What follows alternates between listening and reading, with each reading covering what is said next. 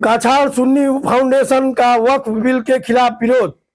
काछाड़ जिले के सोनाई रोड स्थित कार्यालय में सुन्नी फाउंडेशन ने केंद्र सरकार के प्रस्तावित वक्फ बिल का विरोध करते हुए इसे मुस्लिम समाज की विरासत पर हमला बताया।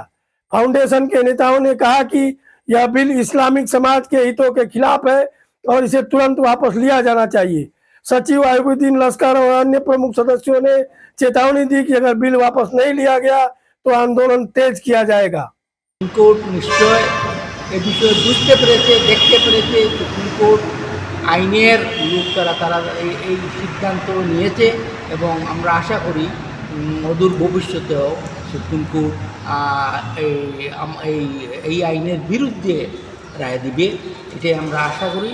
আর আরেকটা জিনিস আমি বলতে চাই, এই যে হাজার হাজার কোটি টাকার ব্যাপার, এটা কেন মানে 2-4 টাকার ব্যাপার নয়, হাজার হাজার কোটি টাকার সম্পত্তি সমস্ত ভারতবর্ষে মিলে। কারণ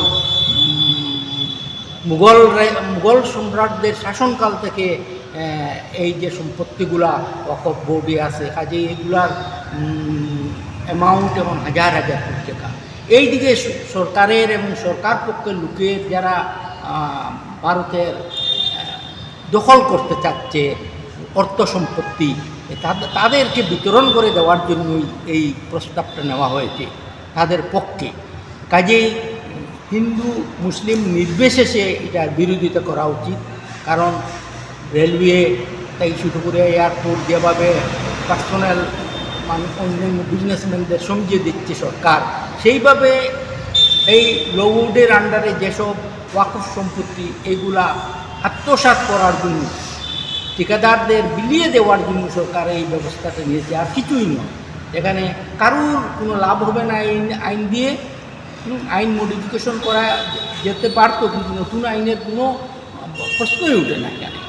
কাজেই মানে সব মানুষ এটাই বুঝতে পারছে, ভারতবর্ষের সকল লোকই বুঝতে পারছে যে এখানে একটা আর্থিক লেনদেনের কারণে এই আইনটা প্রণয়ন করতে যাচ্ছে বর্তমানে সরকার।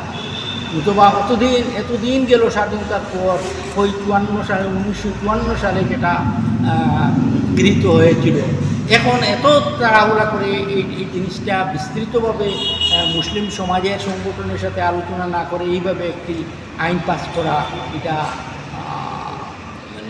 এটা অন্য একটা মানে ইন্টারনাল একটা মানে রহস্য বর্ধিত। কাজেই আমি সমগ্র ভারতবর্ষের সব মুসলমান এবং অন্যান্য যেসব ধর্মনিরপেক্ষ মানুষ আছে সবাইকে সহযোগিতা করার জন্য আজকের এই প্রেস মিটের মাধ্যমে আমি আহ্বান জানাই। আর কিছু জিনিস আছে, মুসলমান নামদারি কিছু মানুষ